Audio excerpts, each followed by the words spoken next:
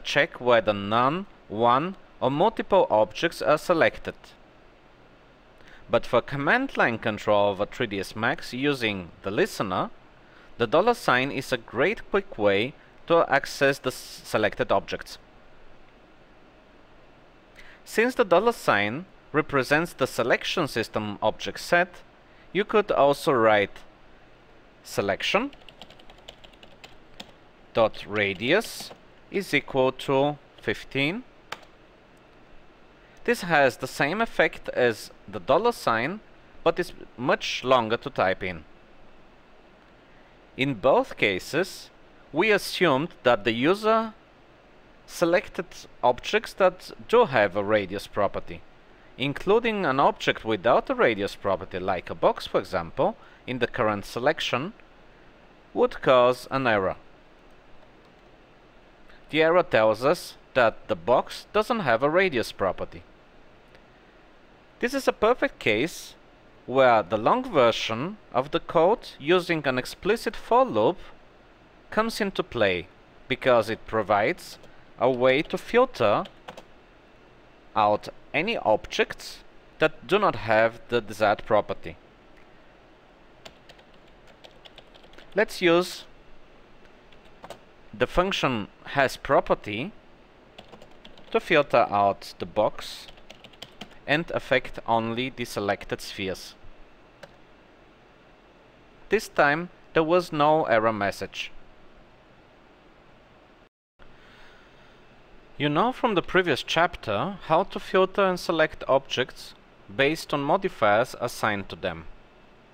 We will use this knowledge to change modifier properties now. In fact, we could start by assigning the modifiers to the selected objects using MaxScript. Let's select a couple of objects and say for O in selection to add modifier O bend.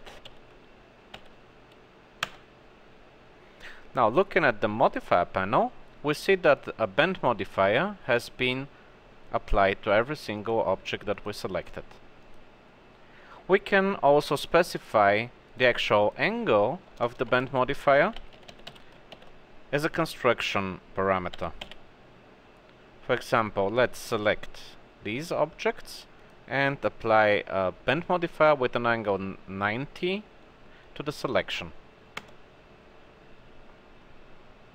Now we could change the angle of the bend modifier using another similar for loop, but this time we're going to use an error trap, because some of the selected objects might not have a bend modifier. Let's try to set the angle to 180 degrees, and if an error is thrown, we will do nothing. Let's select all the objects. The first ones have a bend modifier without any angle set.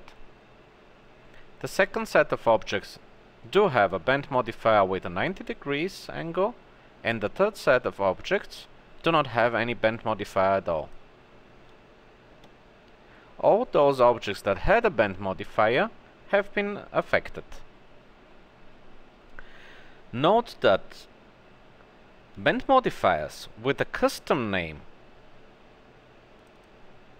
are not going to be affected by this code. For example, if we would select only the pyramids and use the same code to assign a bend modifier, but this time with a custom name myBend,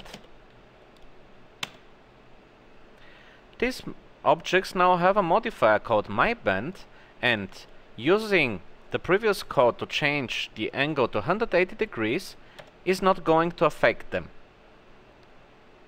On the other hand, using myBend here to set the angle to 30 degrees is going to affect only the objects that have a modifier called myBend, but it's going to ignore the objects that have a normal bend modifier.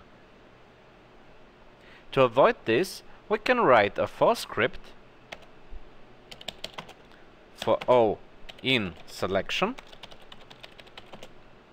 2 for M in O modifiers, where the class of the modifier is equal to bend, 2 the modifier's angle is equal to 45 degrees. In this case, we have two nested for loops. The first for loop is going through all the selected objects. The second for loop is going through all the modifiers of every single object. And when the class of the modifier is equal to bend, then the angle is going to be set to 45 degrees. In this case, we are not accessing the name of the modifier, but we are asking about its class. So executing this code is going to affect all objects.